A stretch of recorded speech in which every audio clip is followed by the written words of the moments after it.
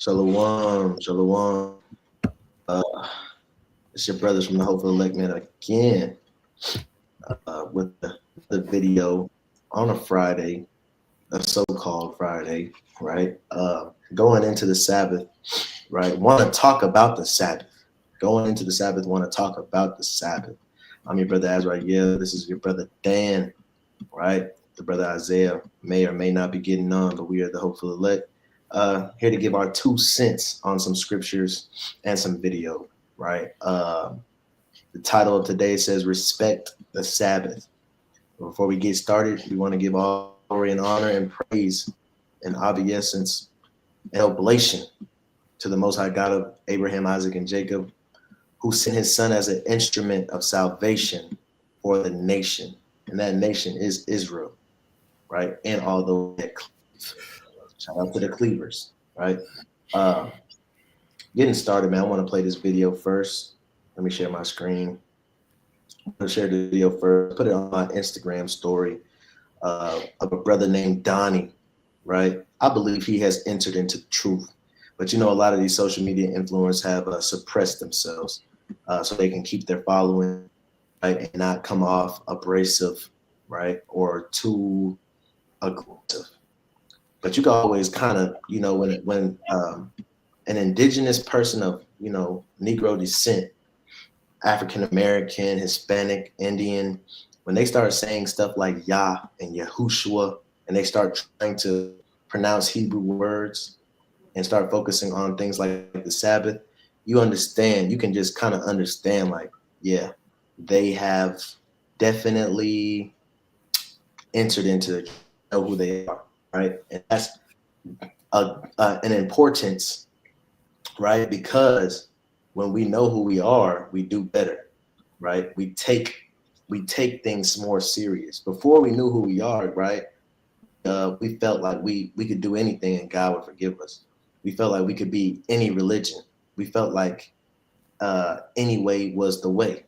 But now that we know who we are, we know our culture and our heritage, we try our best to stick to it. And that's what you're starting to see, right? You start to see people take the Bible more serious, the laws of God more serious. You start to see people actually be students of the word, right? And I believe that's what this brother Donnie has started doing, right? He has a video right here. It says Balfour 31. He just turned 31 years old. And he's going to he's been doing like a short little lesson each mile, all the way up mile one. He turned into a runner, right? Shout out to the runners out there. But anyway, let's get into this video. You got anything to say, Dan? All right, I'm gonna go ahead and play it.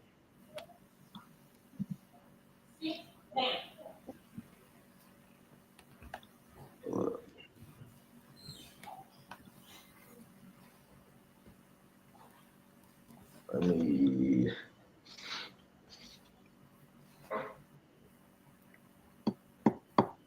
bear with me. I want to make sure the sound is good.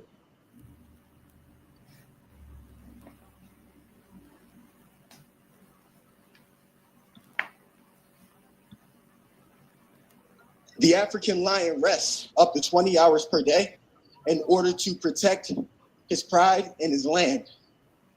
Quoted directly by The Man, the Moment Demands by Jason Wilson.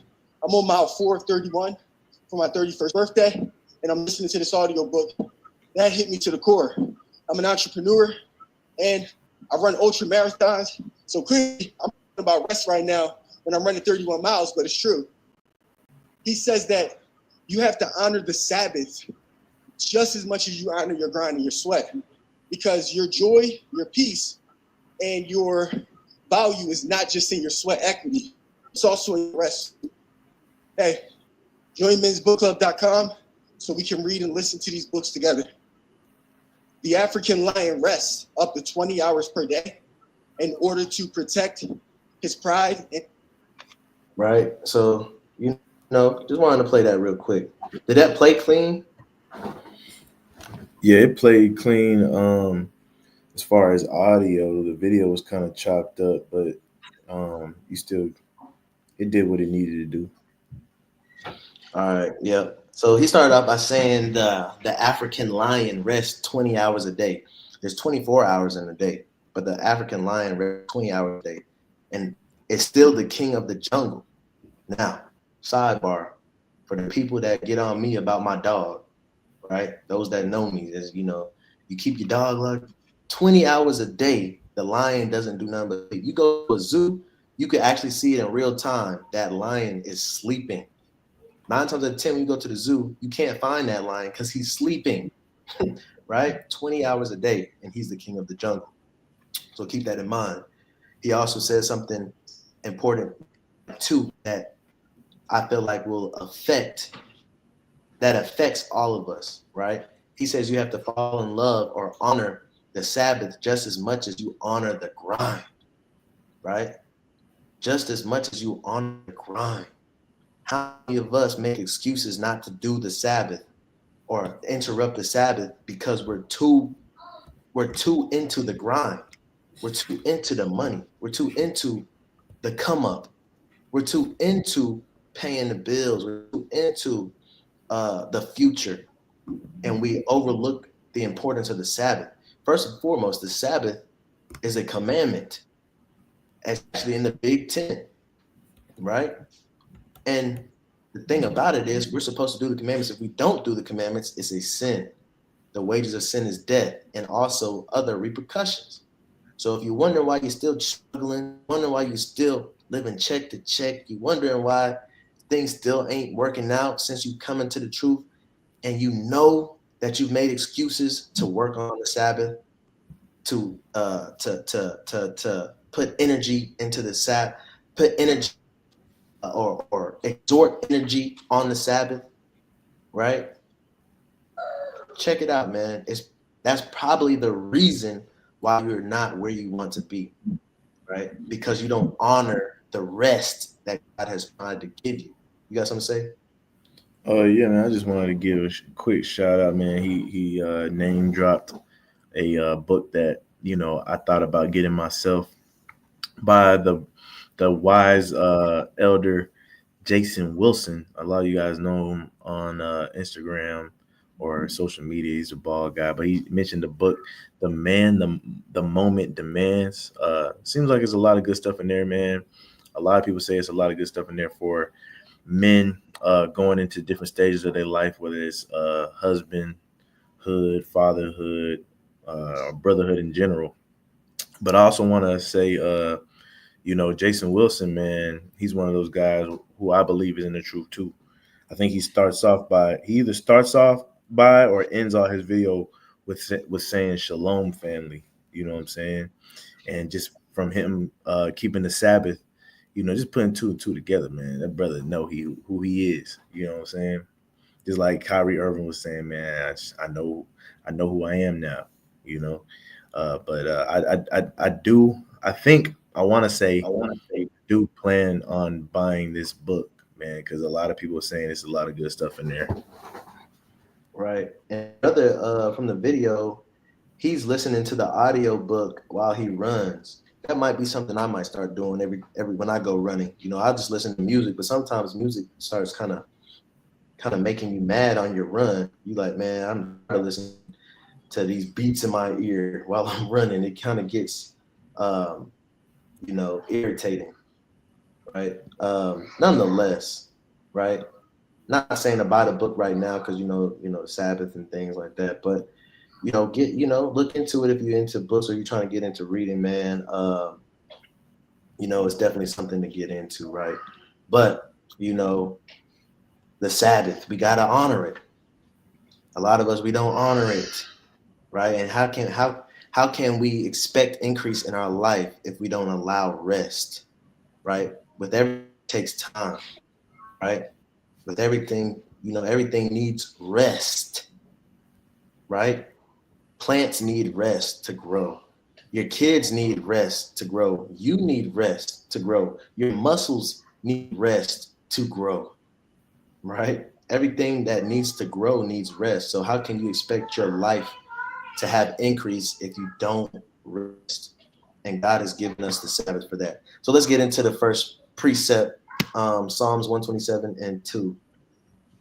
The book of Psalms, chapter 127, and verse number 2, it says, "It is vain for you to rise up early, to sit up late, to eat the bread of sorrows, for so he giveth his beloved sleep."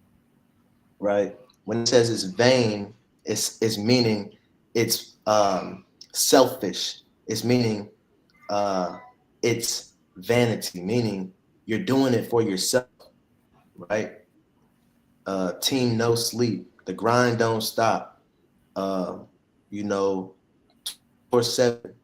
You know, uh, you know, 20. You know, the model that everybody goes by nowadays is because Babylon has pushed us to feel like that's okay and that's the norm, and it forces us to think that we're gonna get behind if we let up, right? When really we know what the turtle wins the race every time.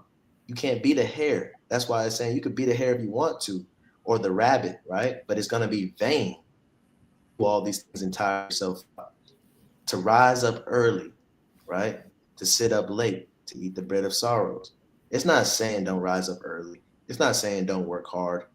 But what it's saying is, gives rest. Right here it says he gives his beloved sleep, right? It's okay to go to sleep. You need that rest, right? Let's get the next verse. Luke 21:34. Luke 21:34, "And take heed to yourself, lest at any time your hearts be overcharged with surfeiting and drunkenness and cares of this life, and so that day come upon you unawares."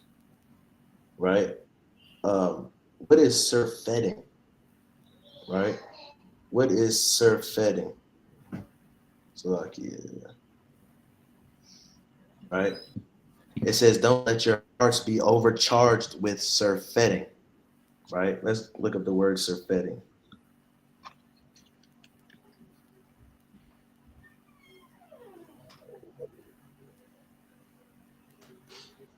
Look up the word. Well, it goes to surfeit, right? Let's read the definition of surfeit. Surfeit, right? Cause someone to desire no more of something as a result of having consumed or done it into Salakia, consumed or done it to excess. Right? Now read the archaic meaning, Consume too much of something. right? So don't let your heart be overcharged with surfeiting. Don't let your heart, right? Don't let your mind be constantly on something without rest. Too much of anything, right, will lead to something bad. Too much, Right, right, leave you bedridden, right? Too much work will burn you out. Too much water will kill you. Too much food will make you fat. Too much of anything is bad. Right? right, Too much studying, even if it's the word of God, too much studying, what the people say will bug you out, or will cause you to overthink things. Right? There's always a rest. Go ahead. I was just gonna say, man, the synonyms or the similar words, man, they're kind of interesting too. To satiate, to overfeed, overfill, right? Meaning, you got more than what you need of it. Um, Glut, right? A lot of people associate that word glut or gluttony with food, but it can be with other things, right? You can be a glutton in different aspects of your life. Um, you know, that can be anything, like anything the brother just named, right? Right. But I like that Um, word overfill too, right? right. Because you got a cup of water, you might fill it up, but once that joker start overflowing, brother, you're doing too much. You're wasting water at this point. And then sometimes when you overfill stuff in your life, you'll be wasting time because it's Right. all for vanity at the end of the day. Right. The brother said, people at my job said you better get that money when you're young, right? And true believers understand our money come from God, right? I read something in Psalms yesterday that said that God raises the poor out of the dust, meaning it don't matter. It don't matter if you know what I'm saying, working overtime and trying to get the money while you're young, because God could have something happen to where you don't have that money no more. All that money you just worked so hard for, He took it away from you, right? And if you're poor because you're keeping God's commandments, God can raise you out of the dust and make you wealthy, right? So we know that the wisdom of this world says one thing, but the Bible, the text, the Word of God says another. The brother Yediah, I think that's how you say it, right? Yediah, he says, when y'all street teaching, I'm gonna pull up. We street teach at downtown Macon. We usually get there around 5:30, and we go, until the sun goes down, pretty much, right? So downtown Macon, Cherry Street, right by Dozier Law Firm, right? So you could pull up, Lord willing. Um, uh, and then the brother right here also says, supervisor told me the more I put into the company, the quicker I'll move up, right? And we know that the more that you put into the Word of God, the more that you put into the Word of God, the more spiritual you become, the more blessed you become, right? So we don't try to put into companies, especially if the company has us working on God's holy day, right? That company's not of God, right? We just there for a short time to get what we need and, go about our day, right? You know what I'm saying? And before you know it, God says, he'll cause the foolish to be confounded, right? Or the wise to be confounded by the foolish things of the earth. Meaning, guess what? You can keep the commandments of God and you doing so well, and they wondering why you being so blessed, why you being so favored. And next thing you know, you get better opportunities. Next thing you know, certain people at the job, that they start promoting you and things of that nature. And people are like, how did he get promoted? Because he don't even work on the Sabbath. He don't even work on Saturday or whatever the Sabbath. And God can raise the poor out of the dust. We don't trust in man, or we don't trust in ourselves to get us where we need to be. We trust in God to have us where He wants us to be. And that's why that first precept said it's vain to try to do things ourselves, right? Let's get back to these scriptures real quick. Let's get back to these scriptures real quick. Right? Let's go to Ezekiel 20 and 20, right? Let's be reminded about the Sabbath. Ezekiel 20 and 20, it says, and hallow my Sabbath, and they shall be a sign between me and you, that ye may know that I am the Lord your God. Right. So we got to hallow them, meaning we got to set them apart from all the other days. That's a commandment, right? That's a commandment from God. There's a sign between me and you. So, hey, a lot of us say that we love God. A lot of us say that, me and God like this, we close, we locked in. But you turn around and you do what you want to do on the Sabbath, right? You can't do that. That's disrespectful. You're not locked in with God. He said this is supposed to be a sign between me and you. Just like, some people get married, they put the wedding ring on. That's a sign that you married, right? Imagine, this, how many women they are get mad whenever they find out their man don't have that ring on. You know what I'm saying? So to speak, for those that wear them. It's just like that. God said this is a sign between me and you. Meaning, guess what? In the end days, God's going to be looking for those that keep the Sabbath. That's a sign to Him, like, oh, that's mine. Oh, I'm locked in with that person, right? But if you're not keeping the Sabbath, he gonna say, depart, I never knew you. This is a sign, right? That sign, we always say, hey, look, when you see them golden arches, it's McDonald's. You can get a burger, some shake, and a fries, right? McDouble with mac sauce. You can get that at McDonald's, right? Because of that sign lets you know you can pull over and get that. This sign on us, that keeping the Sabbath, lets God know He can come get us, and when the time is near. But if you're not keeping the Sabbath, man, that sign not on you. Something as simple as the Sabbath, man, even people that are Israelites ain't gonna make it into the kingdom because they make up their mind to do what they want to do. I don't understand. God knows, we in poverty and we in oppression. Guess what? Our forefathers and our foremothers, they was in oppression too, and they still kept the Sabbath. We not the first. This ain't the first time we've been in oppression and captivity, right? Let's go to Exodus 31 and 13. Exodus 31 and 13.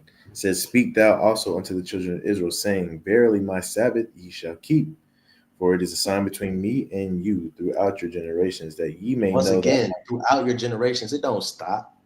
Christ didn't come to switch nothing up. You're supposed to keep the Sabbath, right? Keep going. ye shall know that I am the Lord that doth sanctify you." Right? The Lord sanctifies. It's not our job, not money, not the material things that we can gain from working on the Sabbath, right? He said, this is a sign that I'm the one that sanctifies you. I'm the one that can change your life. You can't do it on your own. Vanity. That's what he's saying. Right? Let's read the next verse, verse 14. Verse 14, it says, "Ye shall keep the Sabbath therefore, for it is holy unto you. Every one that defileth it shall surely be put to death. For whosoever doeth any work therein, that soul shall be cut off from among his people." Right? The wages of sin is death. A lot of people forget the Sabbath is a commandment. If you don't do that, death is what's waiting for you. Punishment is what's waiting for you. Right? The gig is up. You can't ask yourself, why is this happening in my life? Why God don't want me to win? Why? But you working on this. You have no skin in the game. You have you got nothing to put on the table. You doing wrong. So you can't question God. When God told you in his word over and over, we done went through so many precepts already, right? In his word telling you to keep the Sabbath and you deliberately don't do it. You deliberately do what you want to do. Go to parties, wash your car, get overtime. You gotta respect the Sabbath, because if you don't, man, I got another one for you, man. If you don't, right, let's go to Isaiah 58 and 14. And that's what it is, man. A lot of people don't fear God no more. And they take God as a chump, like he's supposed to succumb to us. Like he's supposed to understand us and what we going through. And he's supposed to be compassionate. No, God gave us a commandment. He wants to see who's going to, right? He wants to see who's going to stick it out for him. Right? Let's go to verse 13. Isaiah 58 and 13. Let's read this. Isaiah 58 and 13, it says, "If thou turn away thy foot from the Sabbath, from doing thy pleasure on my holy day, and So a call lot it of us we do our own pleasure on the holy day. Why take a chance? You playing video games. That's your pleasure, ain't it? You fishing. That's your pleasure, ain't it? Right? You working out. That's your pleasure, ain't it? It ain't just about making money, man. It's about hollowing the day for God. You wondering why things ain't working out in your favor? It's because you're not hollowing that day for God. You see, the more that you work, the bigger the hole you get put in. You don't understand. I'm working overtime and you just feel beat. I hate activity. You're not even taking a rest when God told you to take a rest. It's all vanity. The only thing that can get you out of your situation is if you keep the commandment and God looks at you and has compassion on you for keeping his commandments, right? But a lot of us have turned away our foot from the Sabbath. We walked away. That's what it means. We walked away from keeping the Sabbath, right? In the truth and outside the truth, in the knowledge and outside the knowledge. We walked away from keeping the Sabbath. Keep going. kind pleasure on my holy day, and call the Sabbath a delight." A lot of us The don't call the Sabbath a delight. What do? We think it's a burden. Like, man, God get in the way of this money. Man, I'd have so many jobs if it wasn't for the Sabbath. You worried about the wrong thing, right? Put some respect on the Sabbath. right, a lot Put of some brothers respect can't on wait the for the Sabbath, Sabbath to be over.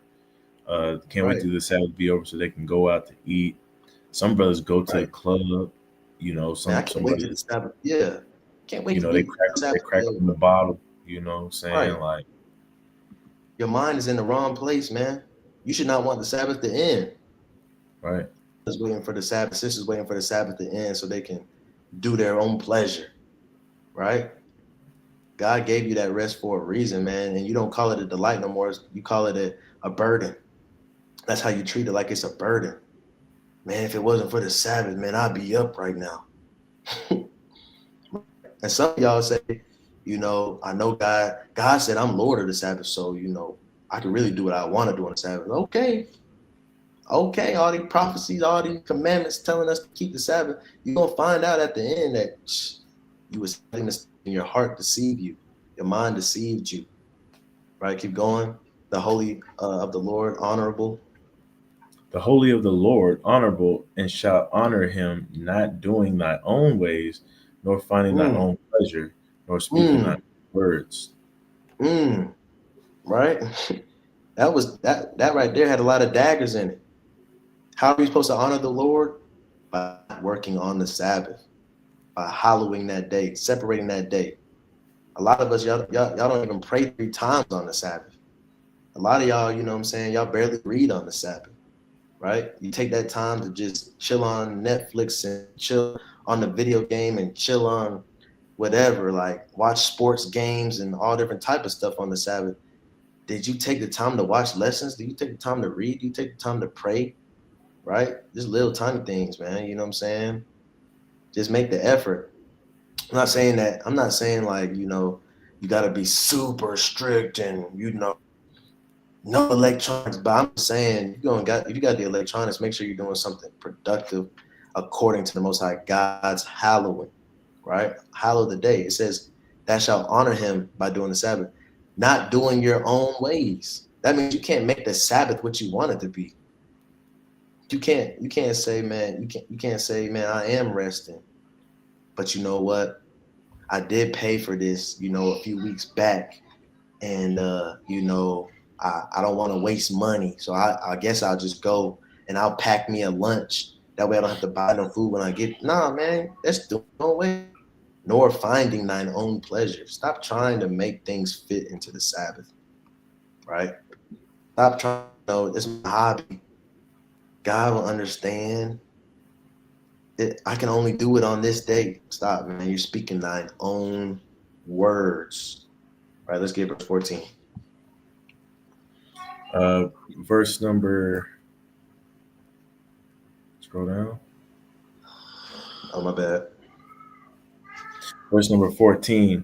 Then shalt thou delight thyself in the Lord, and I will cause thee to ride upon the high places of the earth, and feed thee with the heritage of Jacob thy father, for the mouth of the Lord has spoken it. Right. Once you submit to God, then he gonna lift you up. A lot of y'all not lifted up because y'all ain't fully submitted to God. Yeah, you stopped eating pork. Yeah, you started celebrating the Passover, but you do not stay consistent when it comes to the Sabbath. You know why? It's because some of y'all have isolated yourself and you do these things behind closed doors. You need to get with people that are gonna hold you accountable. You need to get with people that's gonna check up on you on the Sabbath. Hey, what you doing today? Right? You need to be scared. You have to have the fear of God and the fear from your brothers and your sisters, right, to stay on track. But a lot of times when you isolate yourself, you have nobody to check you. You do things in secret. And guess what? You're gonna fall because of that, right? You need to be open, even if it's, man, I'm gonna do a lesson on Instagram. I'm gonna do a lesson on Facebook. I'm gonna go live and I'm just read the Bible out loud and talk with my followers. Do it every Sabbath day so it holds yourself accountable. Find something to be consistent on the Sabbath day to make sure that you don't work, to make sure you make time for God, right? Right. Yes, okay. Yeah, I was just gonna say, man, typically I start off lessons and or end lessons with making the point of if whether you had a good week or a bad week. If you had a bad week, ushering in the Sabbath is supposed to be your reset, right? It's literally a reset so you can rest and try again the following week. You know what I'm saying? I bring that up to say, man, there's literally a Sabbath in essence in almost everything in life, right? When you think about, we our go-to analogy be parallel with sports, but you think about boxing, right? In between every round is technically a Sabbath. You know what I'm saying? In between, football games, basketball games, halftime, that's a Sabbath. Why do I say that? Because the Sabbath is literally is not just for resting, but in life, sometimes we get in the motion of constantly going, and if we're constantly going, we can't take a step back to examine aspects of our life, right? When you boxing in between rounds, you go back to your corner, you consult with your team. They tell you what you need to work on, what you need to look out for, right? And you sit down and you reevaluate who you're fighting, and after each round. Same thing with basketball or football, right? Halftime, you go in, go to the drawing board, see what you're doing good, see what you need to improve on, right, to win that game. It's the same thing for the Sabbath. The Sabbath is literally meant for you to stop what you're doing, to examine how you're moving in life, where you need to improve on, what you're doing good, and how to beat, what you got going on in your life. So really what the Sabbath is for you to take a breather and to reevaluate things that are going on, right? But a lot of people, we wonder why our lives are stagnant is because we're getting this routine, right? And we can never find out how to get over that hump, or never find out how to take down those giants in our lives, because we never take the time to rest, let our brain, you know, Reset. reevaluate, our reset, right? Reset. I mean, plain is kept, and so the Sabbath in itself is important. I mean, we all know that the scriptures say that the commandments are for our good. These things are not grievous, man, and if we take heed to them, we'll find the benefit in keeping these things, right? As we always preach. Pecan. Macan, man. The brother says working on the Sabbath just to get $70. Because when I used to work before I read it, taxes used to take that, right? And that's what the Bible's saying is you can work all you want, but it's all vanity. Because that $70, that 70 extra dollars you're gonna get from overtime, that dollars you're gonna get from overtime, that $200 you're gonna get from overtime, depending on your job, right? What you gonna use that for? Let's be honest, you're not putting that in a savings account. Majority of the time, y'all using that for what y'all want to use it for, right? And that's what's vain about it, right? Because you'll tell yourself I'm using it to pay bills. You tell yourself I'm using it to save, but you end up not doing that. You end up thinking, oh, I got money, my straight. Then you start buying stuff that has nothing to do with nothing, right? It always amounts to vanity, and it boils down to what? Salakia, the love of money. So the love of money has corrupted your mind, and now you're not keeping the Sabbath, right? So we got to start respecting the Sabbath. We got 3 more verses before we close this thing out, right? Let's go. But before we do that, I want you to read this definition real quick because it went into what you were describing. Khan. In Hebrew, the word for Sabbath is Shabbat. It translates to rest or ceasing from labor. The term is related to the Hebrew verb shavat, which means to cease, desist, or rest. Here's a more detailed explanation. The You Hebrew good word for right there, right? Abstination or abstain from work, right? And that's all it is. The Sabbath just means rest day. Sabbath day, rest day. God commanded me to have a rest day, so I'm a rest. Because I have the fear of God and I believe God, I take God serious. That's what you got to tell people. I take God serious. And he said to rest this day. So I don't know what will happen to me if I don't. So I'm going to do it. Right? When you look at these other religions, whatever they say God said, their God said, or their God commanded them to do, they do. Why? Because they fear their God. The problem is we have stopped fearing our God. Right? Let's go to Hebrews 4:9. Hebrews 4 and 9. There remaineth therefore a rest to the people of God. Right? There remains a rest. So God gave us a Sabbath. That's what it means, because Sabbath just means rest. There remaineth therefore a Sabbath to the people of God. If you are of God, remember what we read before, that the Sabbath should be a sign between me and me. Meaning when God looks down on the earth from his throne, even in the end days, the people that are keeping Sabbath are going to have a sign on them that says they're of God, they're of the Most High God, they're of Yahweh, they're of Jehovah, right?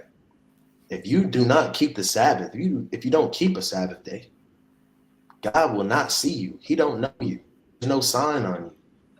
Right? Let's get verse 10. Verse number 10, for he that is entered into his rest, he also has ceased from his own works as God did from his. Right? He that has entered into his rest. If you entered into the Sabbath, you started doing the Sabbath, that means you put down what you wanted to do, right? And you gave God what was owed to him. And you rested. And it gives the example that God even rested from his own works. So how greater, we're nothing compared to God. If God can rest from his own works, right? I'm sure there's some things he probably could have fine-tuned, but he said, I'm gonna rest. And then when he rested, he came to the conclusion that it is good. A lot of times we working so hard, like the brother Dan said, we don't give our mind a reset to actually think about things. Working so hard, right? We make bad decisions. We working so hard, we spend money where it's not supposed to be. We're working so hard, we forget to give time to God. Right? You at work because you think, God will understand. I need to pay the bills. God will understand. And you at work now, your coworker talking to you about madness and folly on the Sabbath day. You done got in a car accident on the Sabbath day. you done got robbed on the Sabbath day. You done forgot to bring your food, so now you're paying for food Sabbath day, right? And so you got to cease from your own works, man.